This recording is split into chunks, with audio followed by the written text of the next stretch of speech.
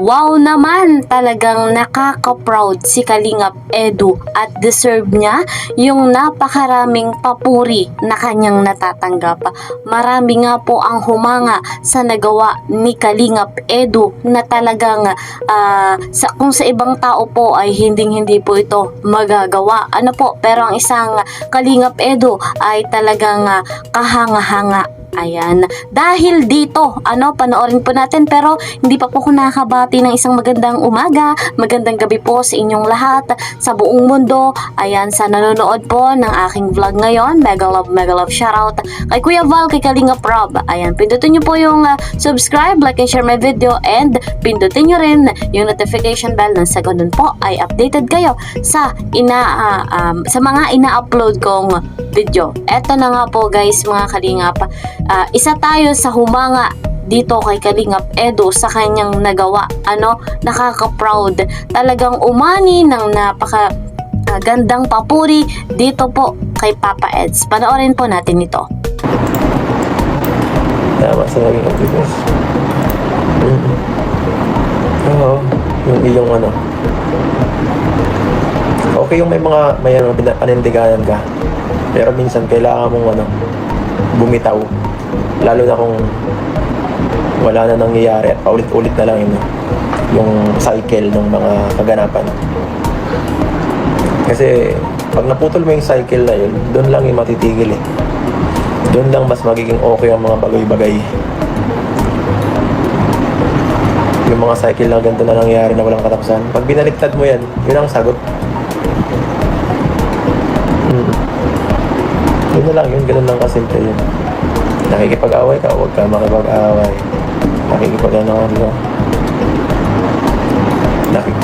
Nakikipag-bashing ka, huwag mong i-bash. Mahalin mo yung kalaban. Hindi na sa'yo masyado makipagkasundo pa. Tapos na. Yun. Opo, yun lang yung ko. Kaya itong ko live is para rin. Maano rin yung iba. Tama na kasi pagod na baga lahat. Pagod na. Nagkakagulo na sila dun. Nagkakagulo na sila, parang may nakapagsabi sa akin na kamag-anak is solo na lang data daw sila talaga.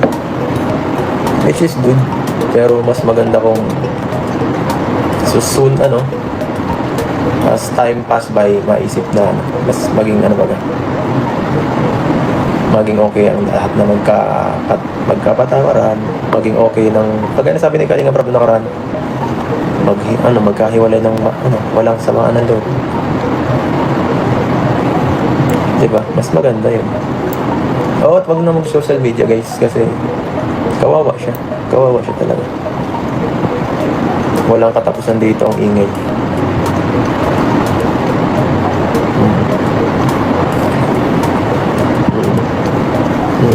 Kaya ang ginawa natin kasi kahit paano may pinagsamahan, friend, may parang dating may friendship din ba? Hindi natin yan yun ang malimutan. Yun ang isipin lang natin ng mga magagandang times para happy lang. Para pag naisip mo yun, oo nga bakit ko ba ginawa ito para saan? Maisip mo naman, yun lang pala, kaya ko naman palang magpaano sa ganang bagay. Okay lang pala, sige na, magbibigay na ako. Wala rin mangyayari. Paano? Isipin mo, kaya ako guys hindi lumalaban at di ako nakikipag-away guys. Kung iisipin mo lang, pag magiging matalino ka lang talaga, tipid sa energy. Wala ka nang masyadong iisipin pa. Saka, yun rin ang possible na mangyari sa dulo eh. Makipag-ayos ka, kaysa aabalahin mo pa ang sarili mo. Makipag-ayos ka na lang para tapos na agad, okay na agad, wala na, move na agad. Kanya-kanya ng buhay. Diba? Smart move. Hindi sabing masyado kang hindi mo masasabing isa kang mababaw o matalinong moves lang yun ginawa ko. Hindi ako pumatol para mabilis na makipag-ayos.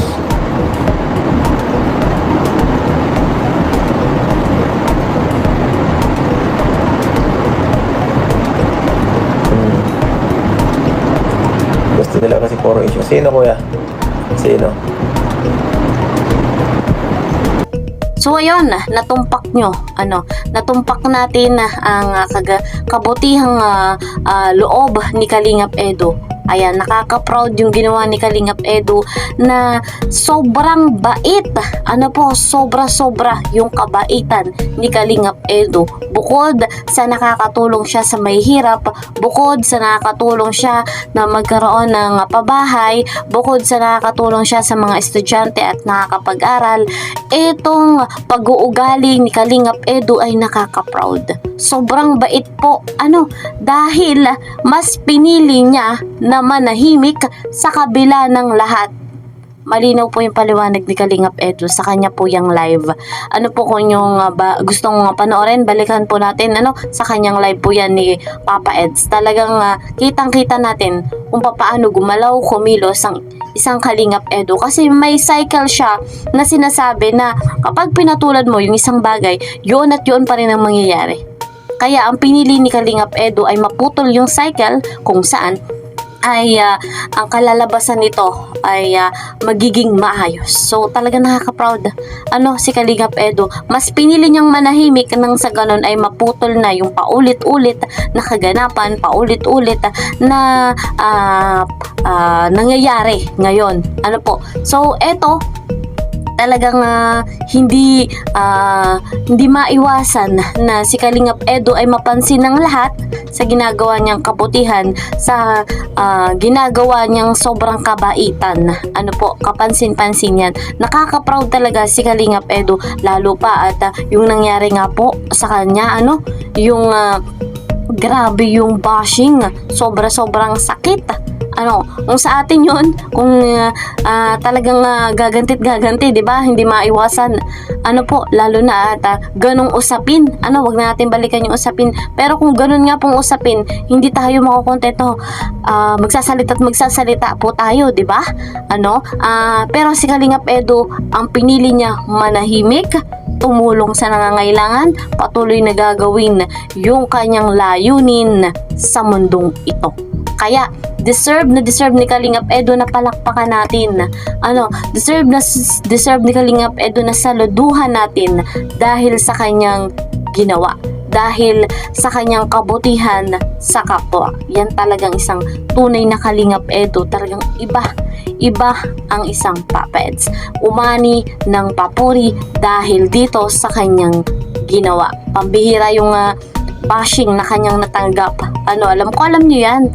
Updated naman tayo at hanggang ngayon mainit pa at nagkakagulo pa rin, pero si Kalingap Edu the best. So yan po muna ang ating update. Talagang nakaka-proud. Hanggang dito na lamang. See you po sa next video. Mag-iingat po kayo palagi. God bless everyone. God bless Team Kalingap. Bye bye.